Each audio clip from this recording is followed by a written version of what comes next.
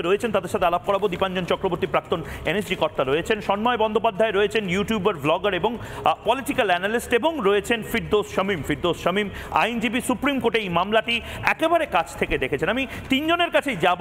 প্রথমে ফিরদৌস শামীমের কাছে যেতে চাই। ফিরদৌস শামীম, মহালয়ার দিন আপনাকে আমি এখানে আমন্ত্রণ জানিয়েছি, কিন্তু মহালয়ার দিন প্রতিবার আমরা রেডিওতে মহিষাসুরমর্দিনী শুনবো, বীরেন ভদ্রের গলা, কণ্ঠস্বর, সেগুলোতে রোমহর্ষ অনুভব করব এবং তারপর অন্যান্য কাজে ব্যস্ত হয়ে যাব।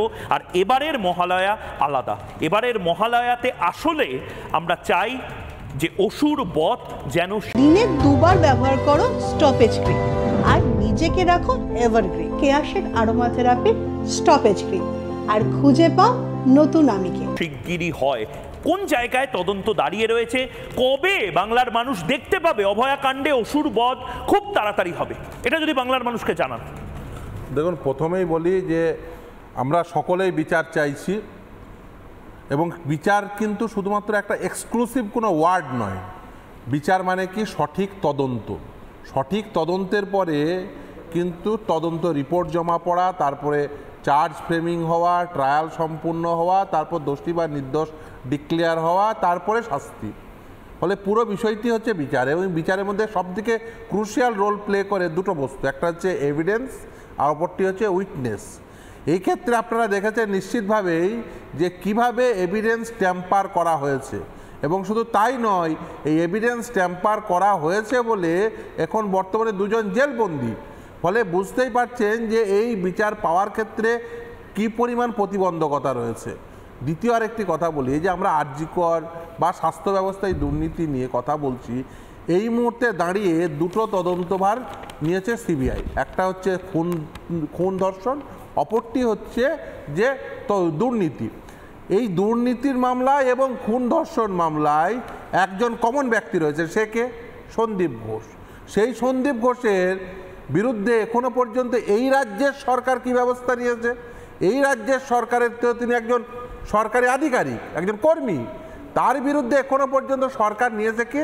সাসপেন্ড করেছেন তাকে। সাসপেন্স মানে কি জানেন?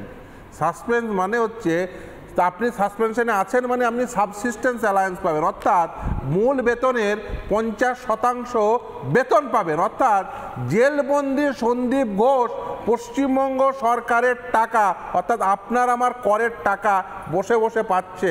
এটা হচ্ছে বর্তমানের পশ্চিমবঙ্গ সরকার তথা এই স্বাস্থ্য দপ্তরের জনগণের সাথে চতুরতা। তার কারণ এই কথা কেন বলছি?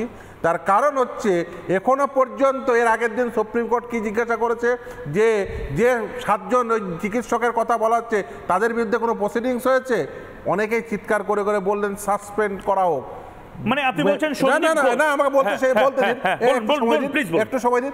সাসপেনশন নাইদার এ পানিশমেন্ট নর এ স্টিগমা, বরঞ্চ সাসপেনশনে থাকা মানে সে 50% কাজ না করে 50% হারে বেতন পাবেন, এনজয় করবেন, বেতন এনজয় করবেন। অর্থাৎ সন্দীপ ঘোষ জেলবন্দি থেকে তিনি কিন্তু বেতন এনজয় করছেন।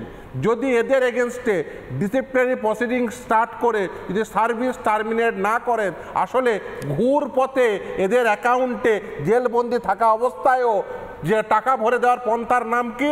সাসপেনশন। এই যে সাসপেন্ড নিয়ে এত চিৎকার করছেন যে আমরা সাসপেন্ড করে দিয়েছি, 48 ঘন্টা জেলে থাকলে যে কোনো সরকারি কর্মচারী সাসপেন্ড করে। আমাকে একটু বলা শেষ করে, এই সাসপেনশনের প্রভিশন নিয়ে আমি মনে করি সরকারের নতুন করে ভাবনার সময় এসছে, প্রথম। দ্বিতীয় হচ্ছে এই ডিসিপ্লিনারি প্রসিডিং ইনিশিয়েট না করে সরকার বুঝিয়ে দিচ্ছেন যে এই সন্দীপ ঘোষেরা কোনো চাকরিগত অন্যায় করেনি। অর্থাৎ তারা যদি চাকরিগত অন্যায় করতো তাহলে কি করতো? ডিপার্টমেন্ট তার এগেনস্টে ডিসিপ্লিনারি প্রসিডিং ইনিশিয়েট করতো। এখন কোনো পশ্চিমবঙ্গ সরকারের কোনো আধিকারিক বলবেন যে এই সন্দীপ ঘোষের বিরুদ্ধে কি ডিসিপ্লিনারি প্রসিডিং ইনিশিয়েট করেছেন? কেউ বলতে পারবেন? বলতে পারবেন না। আপনার কাছে কোনো খবর আছে? আমার কাছে একটা খবর আছে, পাইয়ে দেওয়ার ব্যবস্থা হয়েছে জেলবন্দি অবস্থাতেও। ফিরদৌস শামীম, আমার কাছে একটা খবর আছে যে এসিজেএম শিয়ালদাতে সন্দীপ ঘোষের বেল রিজেক্ট হয়েছিল, কারণ সন্দীপ ঘোষ এমন এক অপরাধে অভিযুক্ত তার হাইয়েস্ট পানিশমেন্ট ক্যাপিটাল পানিশমেন্ট হতে পারে, অর্থাৎ মৃত্যুদণ্ডও হতে পারে। এবং সেক্ষেত্রে দাঁড়িয়ে অদ্ভুতভাবে আমার মনে হয়েছিল মমতা বন্দ্যোপাধ্যায় আসলে, যার হয়তো ফাঁসির মঞ্চে যে হয়তো আজ না হয় কাল না হয় পরশু গেলেও যেতে পারে, তাকে মমতা বন্দ্যোপাধ্যায় পাঠাচ্ছিলেন ক্যালকাটা ন্যাশনাল মেডিকেল কলেজে প্রাইস পোস্টিং দিয়ে, স্বাস্থ্যমন্ত্রী পুলিশ মন্ত্রী মমতা বন্দ্যোপাধ্যায়। কেন এই কথাটা বলছি? সন্দীপ ঘোষের যদি অভিযোগগুলো প্রমাণিত হতে পারে, ফাঁসিও হতে পারে সন্দীপ ঘোষের, সে কারণে তার বেল রিজেক্ট হয়েছিল, ফাঁসিও হতে পারে সন্দীপের। এই খবর আমরা আগে ব্রেক করেছি। আরেকবার আপনাদের এই মহালয়ার দিন আবারও মনে করিয়ে দিই, সন্দীপের বিরুদ্ধে অভিযোগ গুরুতর। এটা অর্ডার কপিতে এসিজেএম শিয়ালদা তিনি লিখেছিলেন, মাননীয় বিচারকরা লিখেছিলেন, প্রমাণিত হলে মৃত্যুদণ্ড হতে পারে এবং সে কারণে তাকে বেল দেওয়া যায়নি, অর্থাৎ তাকে জামিন দেওয়া যায়নি। বিরলের মধ্যে বিরলতম ক্ষেত্রে এমন হয় এবং সেক্ষেত্রে দাঁড়িয়ে সন্দীপ ঘোষকে যে বেল রিজেক্ট করা হয়েছিল তার অন্যতম কারণ অভিযুক্তকে জামিন দিলে সেটা সুবিচার হবে না। এই সন্দীপ ঘোষ যাকে বাঁচানোর জন্য গোটা স্বাস্থ্য ভবন নেমে পড়েছিল, সন্ময় বন্দ্যোপাধ্যায় এই সন্দীপ ঘোষ যাকে বাঁচানোর জন্য স্বাস্থ্যমন্ত্রী প্রাইস পোস্টিং দিয়ে দিয়েছিলেন। আমাদের তো জানতে ইচ্ছা করে যে বিচার পাবে তো মেয়েটা, সিবিআই তদন্ত হচ্ছে, সব হচ্ছে, কিন্তু 55 দিনও হয়ে গেল। আমরা মহিষাসুর মর্দিনী দেখতে দেখতে শুনতে শুনতে অনেকেই টিভিতে বীরেন ভদ্রের কণ্ঠস্বর শুনতে শুনতে আজ সত্যি অনেকে আমার মতন ভোরবেলা তাদের মনে হয়েছে যে আমাদের চোখের সামনে এই মহিষাসুর মর্দিনী বা অসুর দমন এটা আমরা দেখতে পারবো, রিক্রিয়েট হবে। আপনার কি মনে হয় সন্ময়দা? আপনার বাড়িতেও পুজো আছে, আপনারও আয়োজন তুঙ্গে, কিন্তু এবারে আপনার বাড়িতেও পুজোর সময় হয়তো এই প্রশ্নটা উঠবে। মন ভালো নেই বাঙালির, পরিষ্কার বলছি, মন একমাত্র ভালো আছে এ রাজ্যের মুখ্যমন্ত্রী। তার কারণ আমি তার ফেসবুক প্রোফাইল ঘাঁটতে ঘাঁটতে দেখছিলাম যে উত্তর থেকে দক্ষিণে পুজো উদ্বোধন করে বেড়াচ্ছেন।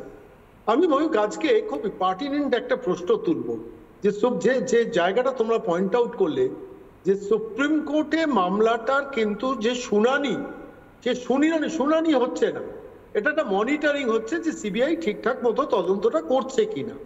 তো এই মনিটরিংটাকে শুনানি হিসেবে ইন্টারপ্রেট করানো হচ্ছে খুব কনসাসলি এ রাজ্যের শাসক দলের পক্ষ থেকে, এবং মানুষকে একটা অধৈর্য করে তোলার চেষ্টা হচ্ছে।